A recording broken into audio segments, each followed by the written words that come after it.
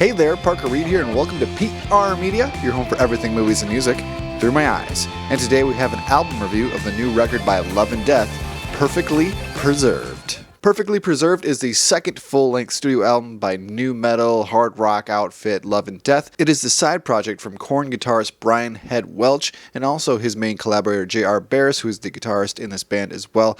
And this is a very, I would say, like a melodic Korn type of sound. The first album, Between Here and Lost, featured a lot of heavy breakdowns, a lot of heavy detuned guitars, 7-string guitars, but it felt more melodic focused than a Korn record would, therefore justifying its own existence in my eyes. It's a fun side project for Head that started off as just his Christian project Head that he did back in like the late 2000s. And Between Here and Lost was a solid record that I really enjoy and return to a lot. But when Brian "Head" Welch rejoined Korn, obviously this project was put on hold because that is a main full force effort that you spend a year making an album, then a couple years touring it, and on and off. So Love and Death has just kind of been put on hold until their 2021 effort Perfectly Preserved came out, and now they are back on the scene with a vengeance. This new record comes in at a tidy 10 songs, 35 minutes, and I would say the main difference in this record is it feels slightly more melodic, and it features JR on a lot of lead vocals on this record, and I thought that was a great addition to this album because he's a phenomenal singer and his voice is so different than Head's. Head has a very gravelly, guttural, sort of Jonathan Davis type voice, whereas JR has almost like a radio-friendly voice. So going in between those two things, especially from Head going from a verse and then JR coming in on a chorus, it's a great dynamic to add to this band,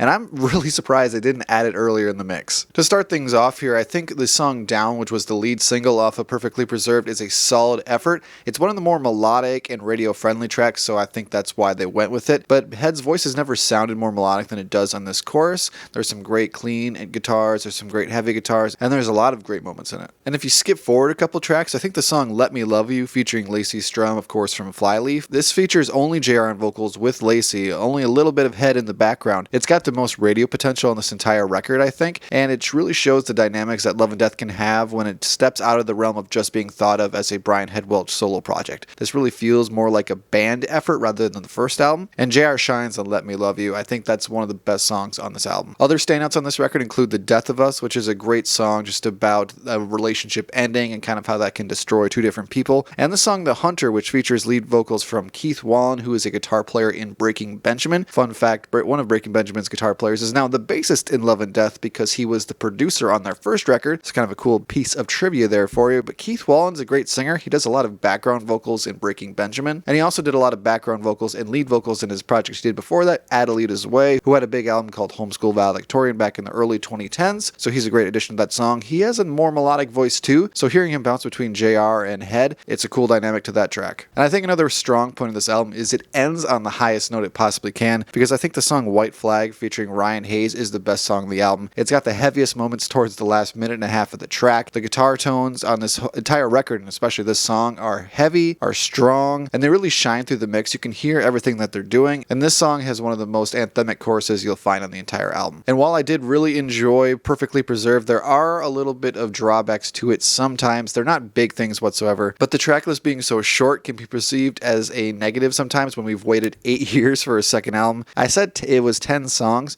but really it's 9 because the first song is like a minute and a half long intro, but it leaves you wanting more, so if they plan to do more music here in the near future, I think that's a positive for them in the long run. And while I did enjoy this entire track list for the most part, it does feel a little bit repetitive on a repeat listen. There aren't any slow ballad type tracks to break up the monotony of it. It's a lot of heavy intros, heavy breakdowns, some more melodic verses, and then a big anthemic chorus. And I love that song structure. Don't get me wrong, it's probably my favorite song structure there is, and I love AC/DC, so I'm okay with all the songs sounding the same. But it is hard to differentiate the different songs from each other if you haven't listened to the album actively recently. They can kind of bleed together in your mind a little bit, but I did still enjoy them. And a few of the lesser songs in this album would include Slow Fire and Low Lamento. They just don't feel as grand as the songs that preceded them and the songs that come subsequently after them. I would view them as skippable songs because when I put a bunch of these songs in my workout playlist for the gym, I did skip over those songs putting them on there just because I didn't need them there, and I think you'll feel the same way if you listen through this whole album from front to back. But to kind of wrap things up on Love and Death's Perfectly Preserved, I think this is a really strong sophomore effort. Do I prefer their first album Between Here and Lost?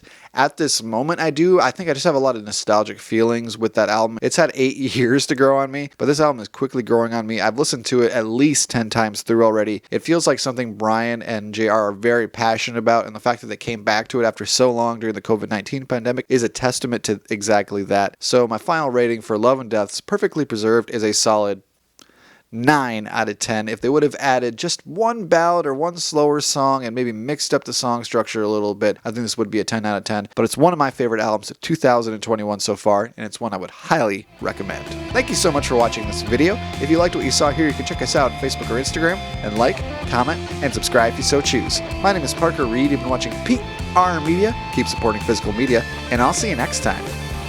Thanks, guys.